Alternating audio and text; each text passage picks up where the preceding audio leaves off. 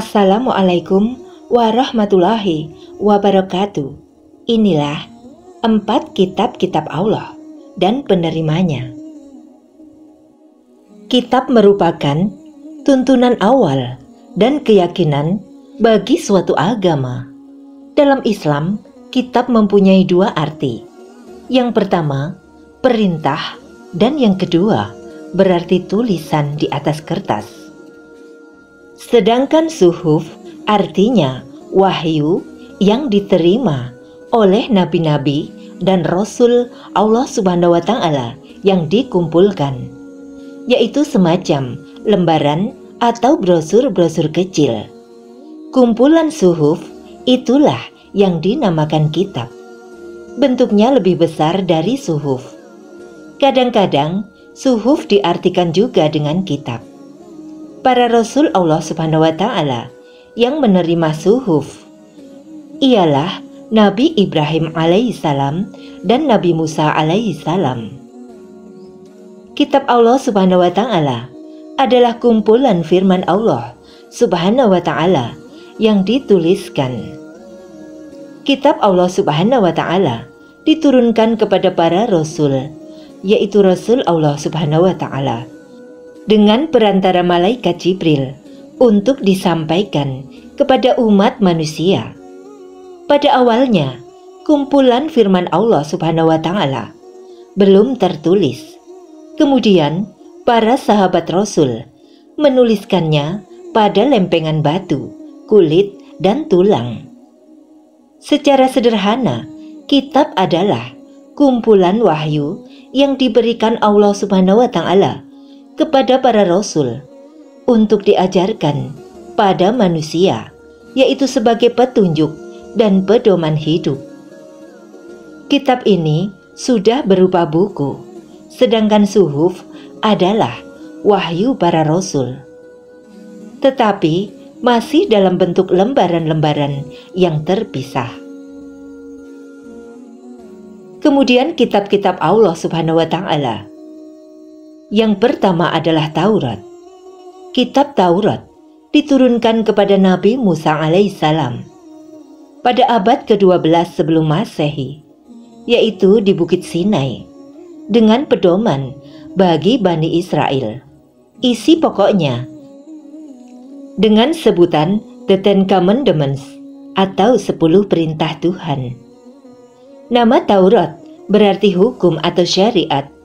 Pada saat itu, Nabi Musa diutus oleh Allah Subhanahu wa Ta'ala untuk berdakwah kepada bangsa Bani Israel. Adapun bahasa yang digunakan dalam kitab Taurat adalah bahasa Ibrani. Sebagai Muslim, kita sangat meyakini akan keberadaan kitab Taurat ini.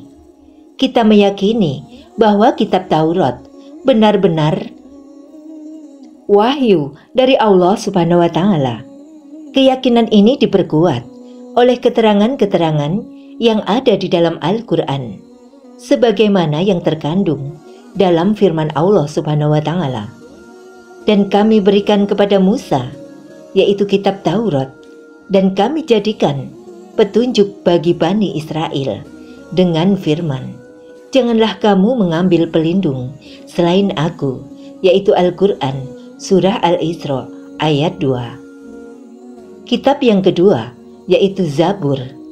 Kitab Zabur diturunkan kepada Nabi Daud alaihissalam. Kitab Zabur menjadi pedoman bagi kaum Nabi Daud alaihissalam, yang disebut juga dengan Mazmur. Kitab Zabur ini berisi nyanyian pujian-pujian kepada Allah Subhanahu wa Ta'ala atas segala nikmat ilahiyah. Kitab Zabur diturunkan Allah Subhanahu wa Ta'ala kepada Nabi Daud alaihissalam untuk Bani Israel atau umat Yahudi pada abad 10 sebelum Masehi, yaitu di daerah Yerusalem. Bahasa yang digunakan dalam Zabur adalah Kipti. Keyakinan tentang kitab Zabur ini difirmankan oleh Allah Subhanahu wa Ta'ala, yaitu dalam Al-Quran, Surah Al-Isra ayat 55.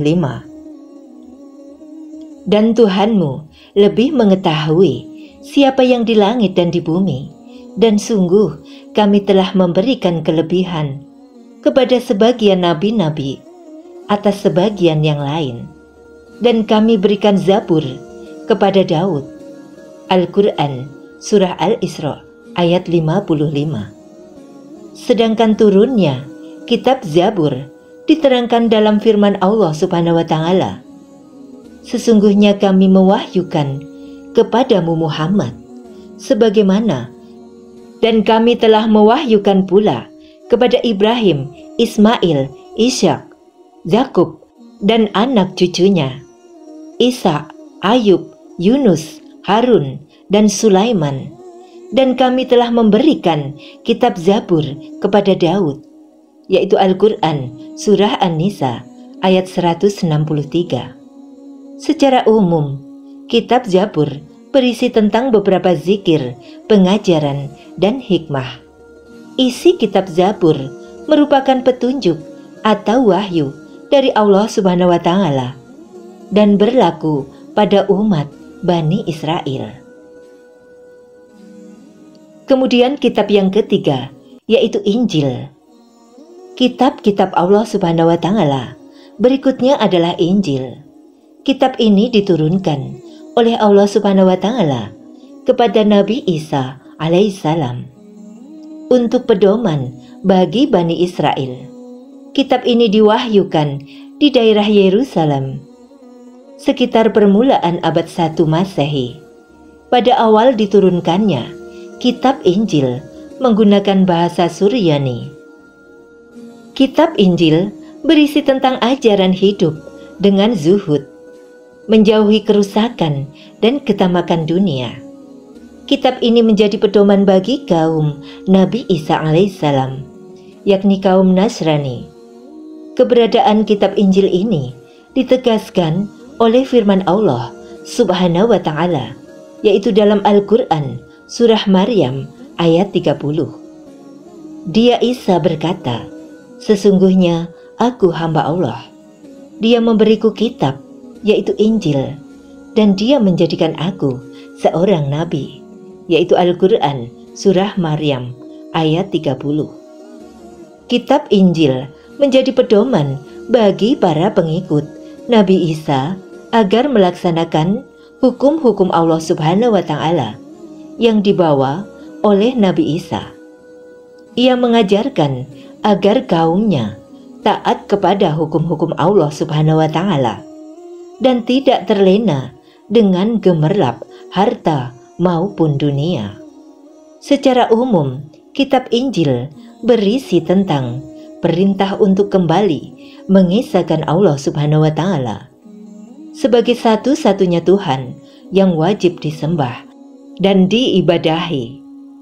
Kemudian membenarkan keberadaan kitab Taurat, menghapus beberapa hukum dalam kitab Taurat yang tidak lagi sesuai dengan perkembangan zaman. Kemudian menjelaskan juga bahwa kelak setelah Nabi Isa alaihissalam akan datang Rasul terakhir dan tidak ada lagi Nabi dan Rasul setelahnya, yaitu Nabi Muhammad Sallallahu Alaihi Wasallam. Kemudian kitab yang keempat yaitu Al-Quran. Kitab-kitab Allah Subhanahu wa Ta'ala yang terakhir adalah kitab Al-Quran dengan bahasa yang digunakannya adalah Arab.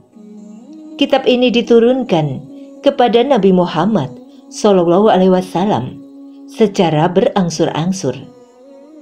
Kitab Al-Quran juga menjadi pedoman bagi seluruh umat manusia hingga akhir zaman. Kitab ini diturunkan pada abad ke-7 Masehi dalam kurun waktu tahun 611 hingga 632 Masehi. Rasulullah Shallallahu Alaihi Wasallam, Nabi Muhammad, pertama kali menerima wahyu di Gua Hiro. Setelah itu, turunlah wahyu-wahyu berikutnya secara berangsur-angsur sampai seluruhnya diturunkan oleh Allah Subhanahu wa Ta'ala. Sebagai umat Islam, kita mesti membaca Al-Quran, kemudian mengkaji sekaligus mengambil pelajarannya. Demikian tentang kitab-kitab Allah dan penerimanya. Semoga bermanfaat. Amin.